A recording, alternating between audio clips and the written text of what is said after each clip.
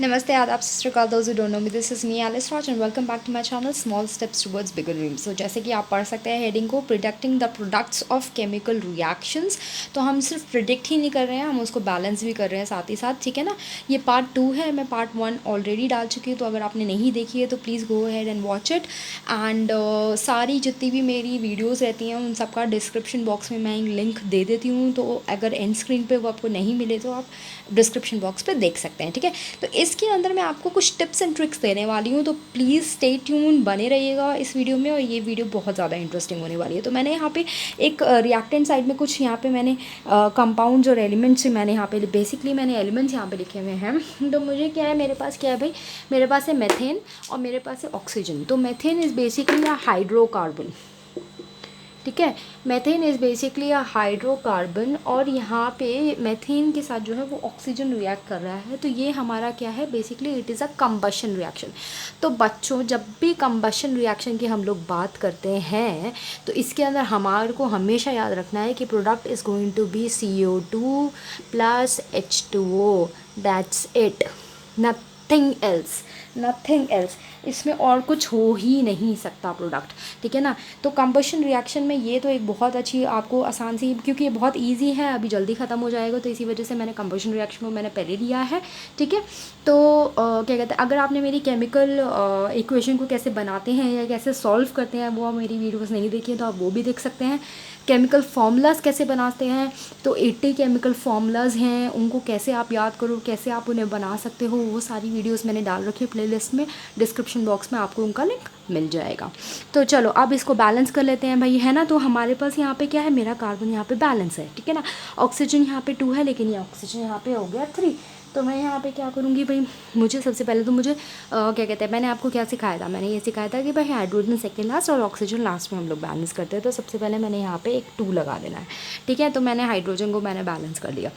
तो अब मेरे यहाँ पे क्या इतना हो गया, ऑक्सीजन इस साइड में मेरे हो गए 4। तो मैं यहाँ पे क्या करूँगी, एक 2 यहाँ पे लगा दूँगी। तो now my equation is balance, ठीक है। Coefficient over here is 2 in the reactant side when I am talking about the oxygen, और in the product side when I am talking about H2O compound, then I have putted a coefficient 2, ठीक है ना। अभी second equation मेरी आ गई है, तो go ahead and find out the product of this one children की। अब हम ऑब्वियसली बात है, मैं कॉम्बिनेशन रिएक्शन की बात कर रही हूँ, कंबशन रिएक्शन की बात कर रही हूँ। तो कंबशन रिएक्शन में मेरा प्रोडक्ट क्या आएगा, I have told you very clearly, nothing else, just CO2 plus H2O। अगर आपका आंसर यही था तो that means very good, you are paying attention to this lecture. पर अगर आपका आंसर कुछ और था देन बेटा ध्यान से सुनो, क्योंकि ये अगर आपको एक बार में समझ में आ गया तो आपके बैजे बैजे या बल्ले बल्ले आपको और फिर कोई भी प्रॉब्लम नहीं होगी ऑर्गेनिक केमिस्ट्री के अंदर भी, ठीक है ना। अब इसको बैलेंस कर लेते जल्दी जल्दी। तो भाई हम लोगों का यहाँ पे कितना है, कार्बन यहाँ पे 2 है, तो सबसे पहले मैंने यहाँ पे लगा लिया 2, ठीक है। मेरा कार्बन बैलेंस हो गया। अब मेरा हाइड्रोजन यहाँ पे कितना है, मेरा हाइड्रोजन यहाँ पे है 6, लेकिन यहाँ पे कितना है, मेरा हाइड्रोजन 2 है, तो मैंने यहाँ पे 3 लगा दिया, ठीक है ना। तो मेरा हाइड्रोजन बैलेंस हो गया, मेरा कार्बन बैलेंस हो गया। अब मेरा ऑक्सीजन यहाँ पे कितना है, 3। अब मेरा यहाँ पे ऑक्सीजन कितना है, 3। तो दैट मीन्स कि मेरा कार्बन बैलेंस है, मेरा हाइड्रोजन बैलेंस है, मेरा ऑक्सीजन बैलेंस है, and this equation is balance now, nothing else I have to do, right. I hope you guys understood the combustion reaction. आगे बढ़ते हैं। तो अब हम लोग आ गए हैं कॉम्बिनेशन रिएक्शन में। इसके अंदर क्या होता है भाई, एक एलिमेंट जो होता है वो दूसरे एलिमेंट से के साथ हमारा रिएक्ट करता है, और 2 एलिमेंट्स मिलके हमारे को एक प्रोडक्ट देते हैं, ठीक है ना। हमारे पास सिर्फ एक प्रोडक्ट आता है, लेकिन मैंने यहाँ पे कुछ चीज़ें नहीं लिखी हैं। वो इसलिए नहीं लिखी हैं क्योंकि आपको ये चीज़ हमेशा ध्यान रखनी है केमिस्ट्री में, जब भी आप प्रोडक्ट फाइंड आउट कर रहे हो, तब आपको ये डायटोमिक एलिमेंट्स हमेशा याद रखने हैं, हमेशा याद रखने हैं। ये मैंने कंबशन रिएक्शन में इसलिए नहीं लिखा क्योंकि कंबशन रिएक्शन में जो है वो CO2 और H2O हो ही आना है, तो उसमें ये डायटोमिक एलिमेंट्स लेके कोई फ़ायदा नहीं है, क्योंकि वो उसमें हम लोग सिंगल एलिमेंट्स की बात नहीं कर रहे हैं, ठीक है ना। यहाँ पे हमारे पास सिंगल एलिमेंट्स है, ठीक है। अब यहाँ पे मैंने क्या मेंशन नहीं किया, मैं आपको जो है वो एटलीस्ट 2-3 सेकेंड्स का टाइम देती हूँ। आप ये सारे रिएक्टेंट साइड पे आप देखो, इसमें मैंने कुछ चीज़ें मेंशन नहीं करी हैं। अगर आप इसे पिकअप कर लेते हो तो बहुत अच्छी बात है, अगर आप पिकअप नहीं करते हो तो बेटा आपको बहुत ज़्यादा ध्यान देने की ज़रूरत है। You really need to improve a lot. अब यहाँ पे ताकि आप जितना प्रैक्टिस करोगे उतना आपके लिए अच्छा है, आप उतने अच्छे मार्क्स स्कोर करोगे, you know, for scoring good marks only I am telling you. अब यहाँ पे मैंने क्या लिखा, मैंने यहाँ पे सिंपल सीधा मेंशन करा हुआ है ब्रिंकहोफ। ब्रिंकहोफ मतलब ब्रोमीन हो गया मेरा, ब्रोमीन हो गया, आयोडीन हो गया, नाइट्रोजन हो गया, क्लोरीन हो गया, हाइड्रोजन, ऑक्सीजन एंड फ्लोरीन, ठीक है ना। तो मैंने यहाँ पे क्लोरीन में, जब मुझे पता है कि क्लोरीन सिंगल में डायटोमिक एलिमेंट है, नाइट्रोजन डायटोमिक एलिमेंट है, ऑक्सीजन डायटोमिक एलिमेंट है, ठीक है। इनके डायटोमिक एलिमेंट्स मैंने नहीं लिखे हुए थे, पर बुक में आपको लिखे हुए मिलेंगे। मैंने आपको इसलिए नहीं लिखे दिए ताकि आपको ये चीज़ें याद रहें और आप इसका ध्यान रखें। अब इनके प्रोडक्ट्स पे आ जाते हैं कि इनके प्रोडक्ट्स क्या क्या होंगे। तो ZnO हो गया, ठीक है, MgN हो गया, NaS हो गया,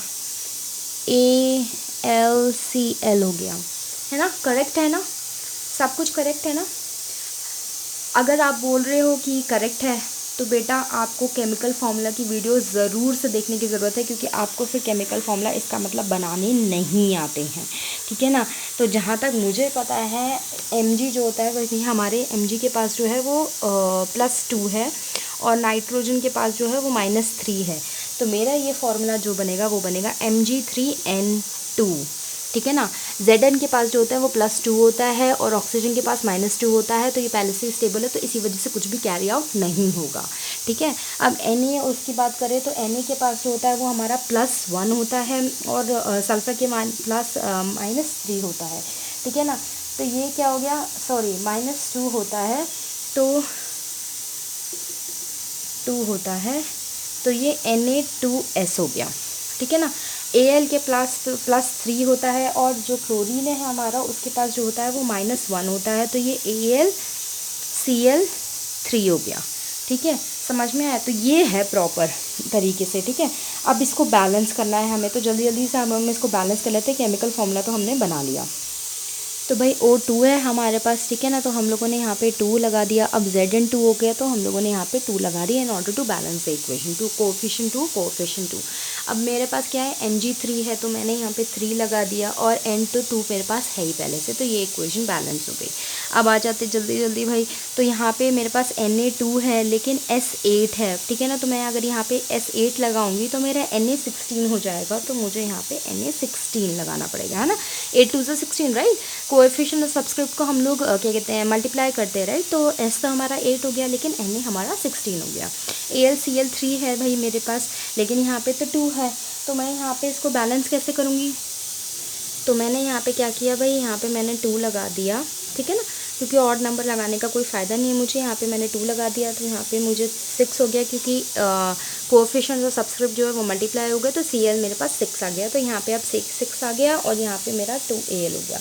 तो now the equations are balance and this is my combination reaction predicting the product and balancing the equation both. So I'm resting over here right now. My lecture I'm not continuing. I hope you guys understood it. Please do like, share and subscribe my videos. This is Alice Raj signing off.